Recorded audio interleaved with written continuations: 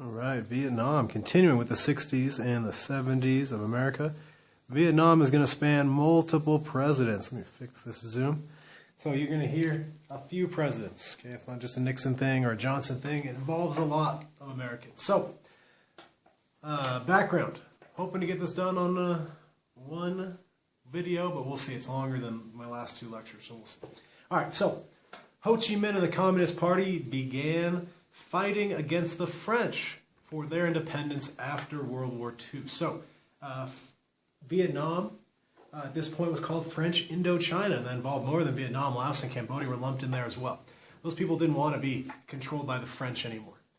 Right? Ho Chi Minh himself will send letters to Franklin Roosevelt and to Truman saying, hey, we want our independence, and you say that you support people choosing their own leadership, but we're going to support the French. So the U.S. aided the French and the South Vietnamese in their struggle against the communist North.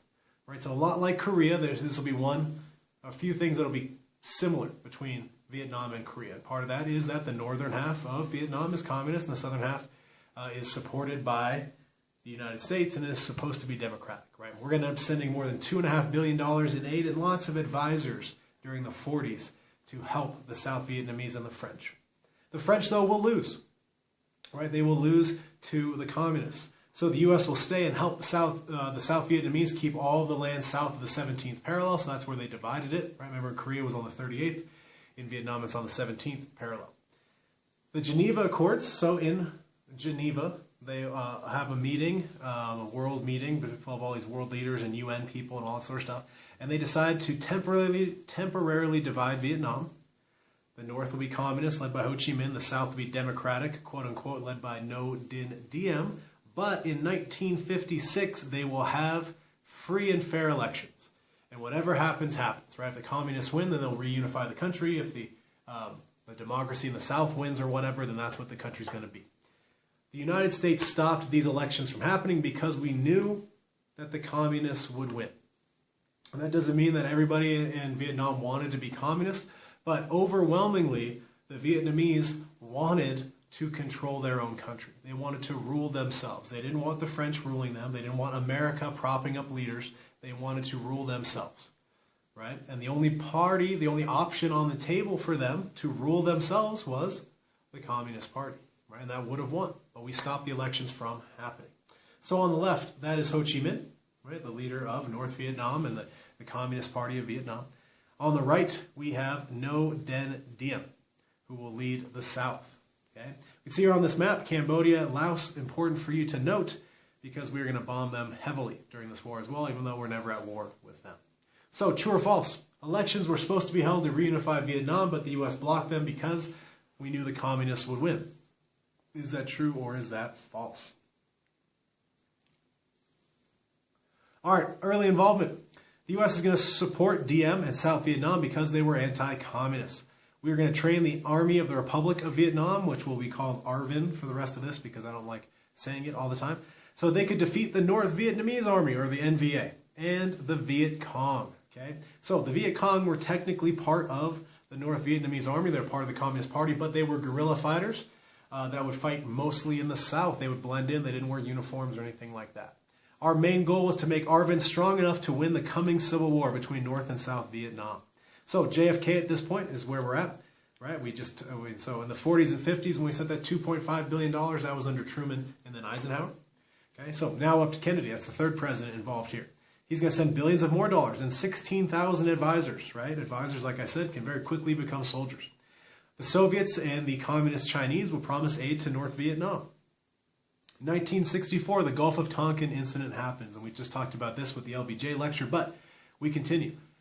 U.S. patrol ships were allegedly attacked by North Vietnamese gunboats. The next morning, literally right after, Congress passes the Gulf of Tonkin resolution allowing President Johnson to send as many troops to attack North Vietnam as he wanted. No declaration of war was ever made. We never technically went to or declared war on Vietnam, but we went to war against Vietnam. This will be a huge, huge political mistake by Johnson because he's accepting all of the blame, all of the decision-making, all the blame, right? Congress is supposed to declare wars, but he convinces them to give away their authority to declare war to Johnson, right? So now he's going to stand alone, and when things go really badly, he's going to be the one that gets blamed mostly for it.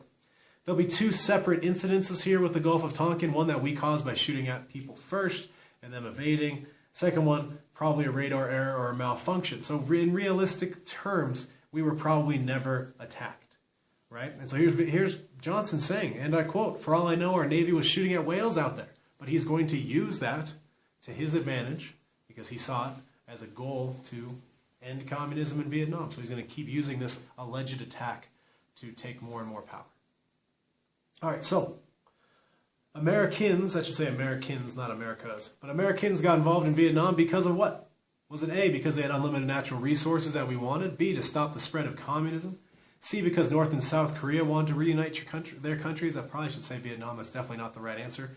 Or D, because it was a third world country and the U.S. thought it would be an easy conquest.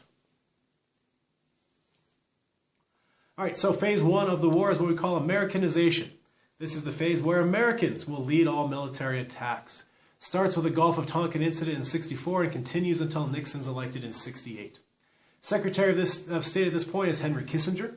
Secretary of Defense is Robert McNamara, and the commander of troops is General Westmoreland.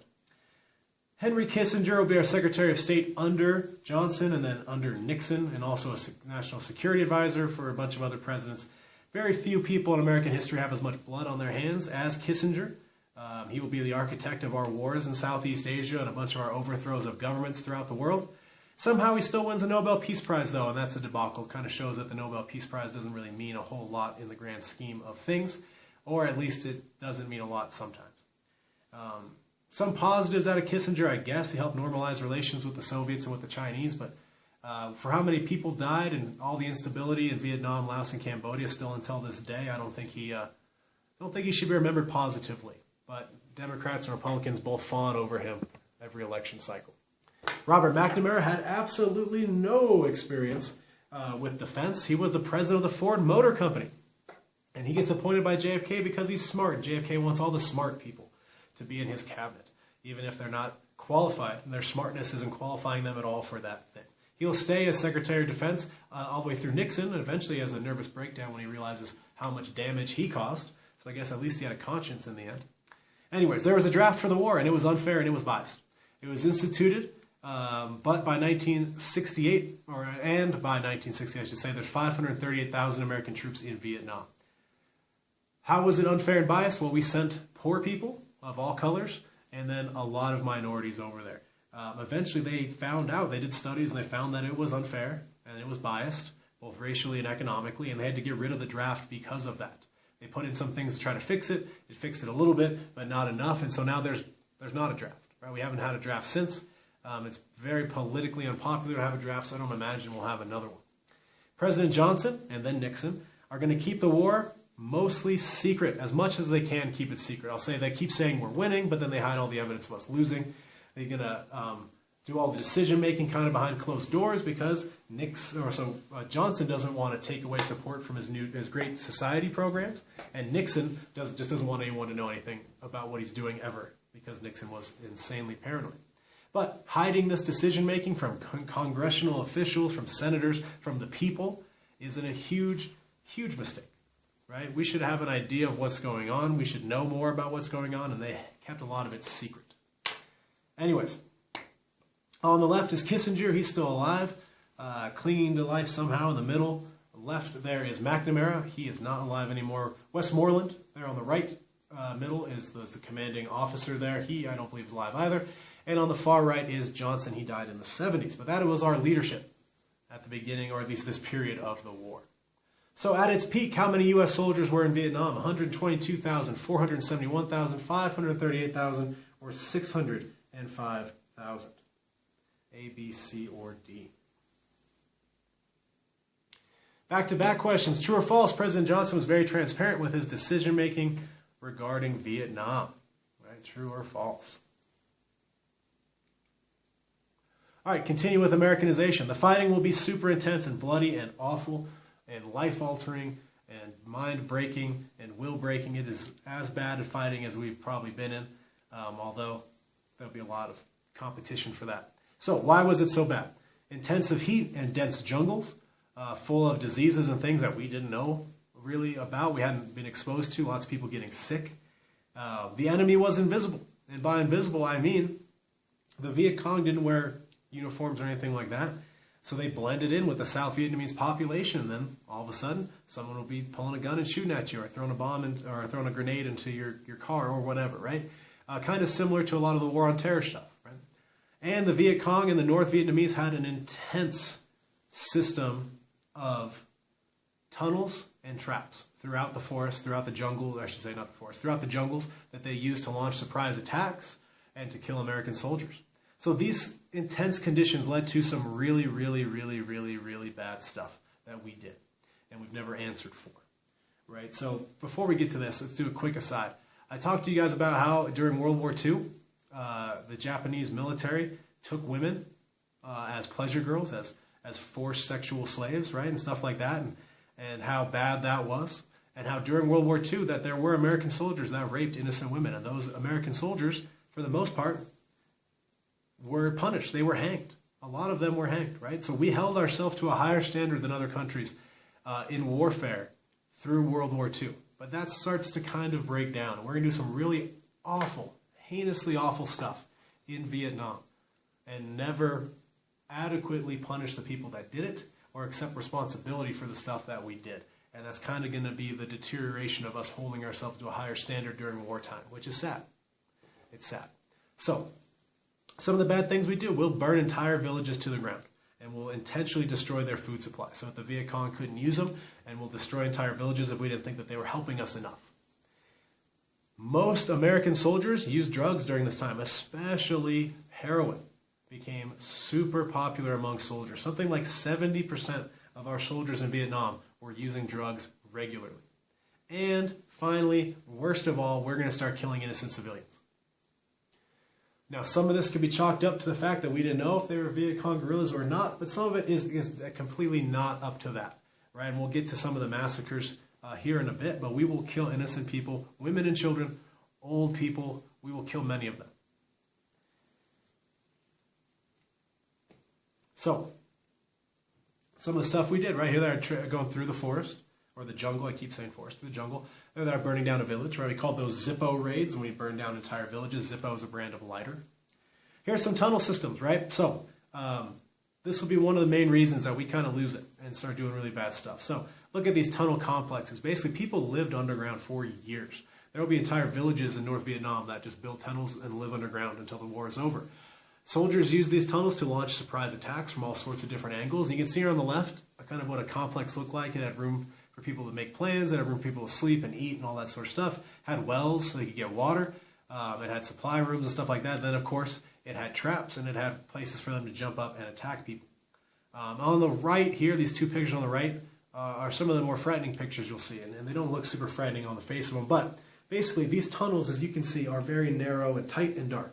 And we had people that they called tunnel rats, and it was their job to climb through these tunnels, to crawl through them on hands and knees with a knife in their mouth, right, and a gun in their hand and maybe a flashlight in the other hand. And they knew when they crawled through these tunnels that they were going to end up face to face with somebody that they had to kill. And they're going to be killing them face to face, watching the life leave their bodies, which will be, as you can imagine, tremendously scarring for these people, mentally and emotionally scarring. Some of the most, I can't imagine too many other scenarios that will be more scary than that, more intense than that, than knowing them handing you the stuff and saying, hey bud, you're the tunnel rat today, go get them. It's not entirely a huge surprise to me that so many people use drugs or drank a bunch and did things like that you probably shouldn't do in wartime or in general. But they did it to escape the realities of the fact that tomorrow you got to get on your hands and knees and crawl through another tunnel and kill another person while you watch them die. Like, that's intense stuff. And that's a large part of the war. Here's some of the traps. Very low-tech traps, right? Obviously, we had the technological advantage, but that's not going to matter really in this war because they were defending their homeland, defending what they wanted, their way of life, and that's going to be enough to overcome the technical advantage that we had. So they'll have things like this. On the right, you can see some logs with spikes sticking out of them, and then obviously they put like leaves or branches over it, and you'd fall in. On the right here, they'd have tripwires, and then this sort of metal deal with all these sticks coming out of it would be hung on a string, and once you hit the trap wire, this thing would swing down and hit people. They would cover the spikes in in feces and other types of waste so that you would get infected when they got you. Just all sorts of crazy stuff throughout the jungle. All right, so intense and confusing fighting conditions led U.S. soldiers to do what? A, burn entire villages to the ground. B, kill innocent civilians. C, use drugs. Or D, all of the above. All right, continue with Americanization. Our tactics during this time period. Big one, Operation Rolling Thunder. That'll be a 3-year-long constant bombing raid. We dropped way more bombs on Vietnam than we dropped on Germany. We dropped more bombs on Vietnam than we dropped on Japan. For 3 straight years, literally almost 24 hours a day, we were dropping bombs all over North Vietnam. Had really mixed results. Just led to more people going underground. It did destroy some of the facilities that they had, but it didn't win the war or anything for us. Search and destroy patrols. Patrols sent out in the countryside to destroy enemy combatants. We utilized helicopters. We called them the modern cavalry, right? Instead of riding on horseback, you land with the helicopter, shoot some people, then get back up and get out. Initially, this was super effective, but the Vietnamese were able to adapt and start ambushing these helicopter raids and kill lots and lots of American soldiers. Zippo raids, I told you about this before, it's burning down an entire village. And then here's one that's real bad, that has lasting side effects, not just for the people of Vietnam, but for American soldiers that came back. And that was using 2 chemicals, Agent Orange and napalm. Okay, so Agent Orange was a chemical that killed all plant life, right? It's an herbicide. So we dropped 13 million gallons of it on Vietnam, and it literally melted the forest, right? It touched living plant life, and that living plant life melted away, just burned away and died. Then we did this to expose tunnels and hiding places and stuff like that, and then we dropped napalm, which would set everything on fire. As you can imagine, Agent Orange, if it's going to kill all plant life, isn't very good for you to breathe and isn't very good for it to get on you. So we're going to have thousands and thousands and thousands of veterans that come back with skin disorders, with breathing disorders, all sorts of different health issues because of breathing in or being exposed to this much Agent Orange, and they would have to sue the government to get any payment because we initially denied the idea that Agent Orange was bad for our soldiers. Of course, on the other end of the spectrum, there are still Vietnamese kids born with some birth defects because of all the chemicals that leached into the groundwater and stuff like that. In the middle, there's the modern cavalry, all of our helicopters. On the right, the Air Force dropping bombs as part of Operation Rolling Thunder. All right, so the end of Americanization. By 1968, public support was shifting against the war. So early on, as with most wars in American history, actually, all wars in American history, approval is super high. The rally around the flag thing, presidential approval ratings go up and all that sort of stuff. And by 1968, that had completely flipped. And approval for the war had dropped all the way down to 26%. Intense media coverage will be a part of this. TV filmed fighting, and they showed the bodies coming home. So every night at the end of the news, they'd show the credits, and over the credits, or before the credits would start, they would show all the names of Americans that died that day. They would roll through, and they would show literal video of them unloading the caskets covered in American flags from our soldiers. And that is going to be a big part of people not enjoying the war anymore, right? They see how many people are dying. What are we dying for? Is it really that important? You can also note that we don't do that anymore, right? They don't do that with the war on terror because it was so detrimental to support for the war that the military doesn't allow it anymore. The Tet Offensive is a huge, huge deal. Tet was a major, it still is a major Vietnamese holiday, and we usually had a ceasefire over that holiday. But in 1968, over the Tet holiday, the North Vietnamese Army and the Viet Cong will launch a surprise attack against every major city in South Vietnam, and it's going to be insanely effective. And it's going to show Americans that we're not actually winning the war. They can't lie around this one anymore.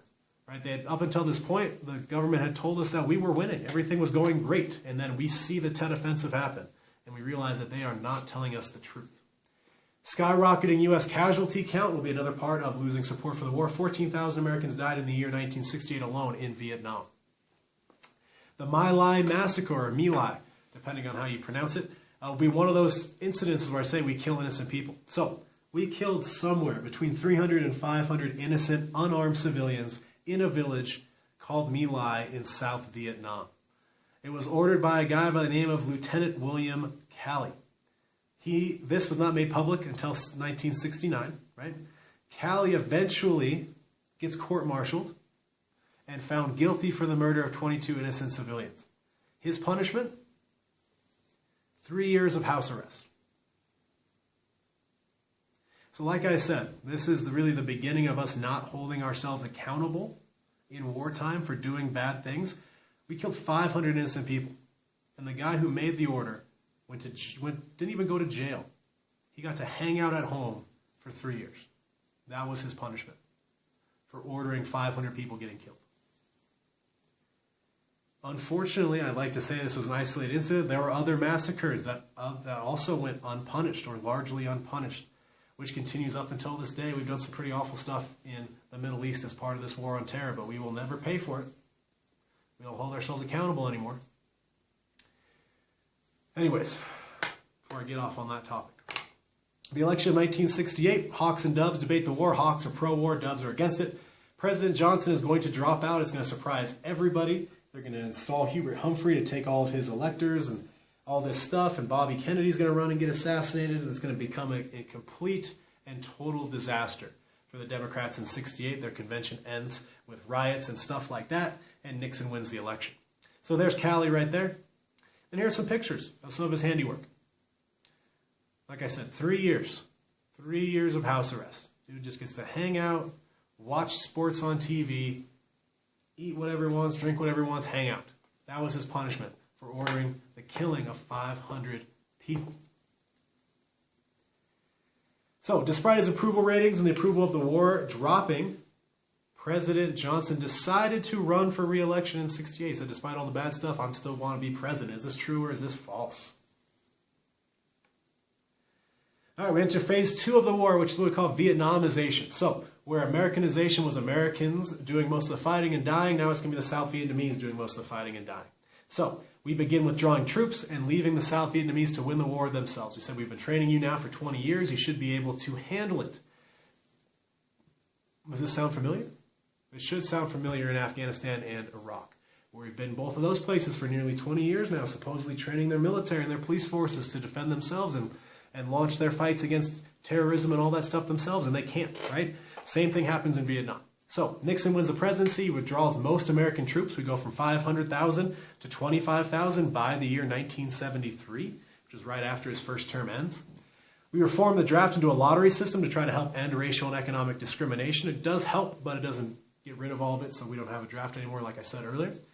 Even though he withdrew troops, Nixon escalated the war. So what he did is he pulls kind of a bait and switch. He says, well, we're going to pull troops out, but I'm going to bomb more. So he bombs more in North Vietnam, but you know what else he does? He starts bombing Cambodia and Laos, 2 countries that we were not at war with, 2 countries that we had not declared war against, 2 countries that were not involved in the Gulf of Tonkin resolution or anything like that. He wanted to bomb them because he was afraid that they were supplying the communists of North Vietnam along something that we called the Ho Chi Minh Trail. We will bomb for 4 years those 2 countries. We'll kill thousands of people, of innocent people, destroy their countries with bombs for 4 years, secretly. Then it becomes publicly known, right? Here's part of the reason why I don't think Nixon should ever be forgiven, why I don't think Kissinger should ever be forgiven, because these poor innocent Cambodians and Laotians got killed. We dropped more bombs on Cambodia than we dropped on any other country in our history until that point. And we were not at war with them. How many innocent people do you think died?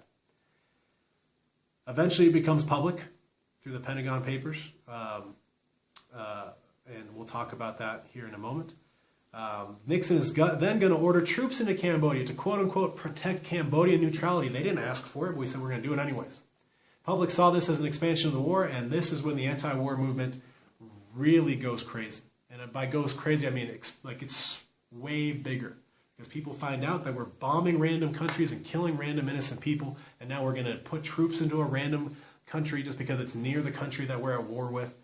With no consideration for what Cambodia wants or what the Laotians want or anything like that. So mass protests are going to escalate. So there's Nixon right there, probably lying about something. On the right, that red line, okay, that thick red line that goes into Laos and Cambodia, that's what we call the Ho Chi Minh Trail, right? And we're going to bomb the hell out of that Ho Chi Minh Trail. We're also bombing Cambodia a ton in Laos as well.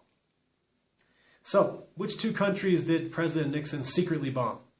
Two correct ones here. A, Laos, B, China, C, Cambodia, D, North Korea. So, some of the protests.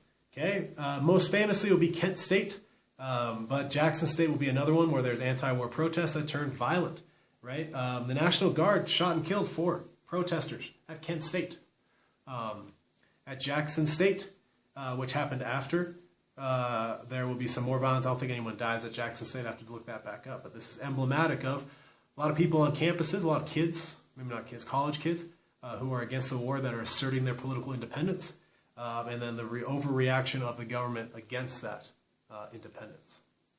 So, the Pentagon Papers I just mentioned. Former defense analyst Daniel Ellsberg will leak government war documents from the Johnson years and some from the Nixon years to the New York Times. These classified documents reveal that the government had misled Congress and the American people regarding its intentions in Vietnam during the mid-60s. The fight was more about not losing than it was to defeat communism. It showed the Gulf of Tonkin wasn't a real attack. It showed we were doing things that we shouldn't be doing, and we were actually losing and lying to the American people. So the White House will try to block its publication. We're under Nixon now, right? So we're under our 4th president that we talked about here. 5th president. 5th, right? Yeah, Truman, Eisenhower, JFK, LBJ, Nixon. 5 presidents were involved in Vietnam. They will try to block it. They'll say it's executive privilege and it should not be published. The Supreme Court rules that it could be published, which is going to deal a huge blow to the government's credibility, creating what we call a credibility gap. Daniel Ellsberg will be labeled by the FBI under Hoover and the FBI and Nixon as the most dangerous man in America. But in my estimation, he's a hero for leaking this information and for helping bring about an end to the war. I generally am a huge fan of people in the government leaking government information because the government doesn't tend to tell us bad things when bad things are happening. And we need to know that, right? We extrapolate much further on. Someone like Edward Snowden that exposed the fact that we were illegally wiretapping people's phones and illegally spying on Americans and foreign leaders, or say Chelsea Manning, who exposed that we were killing civilians in wholesale, disgusting manners in the Middle East during this war on terror, both of them. Chelsea Manning went to jail for a long time.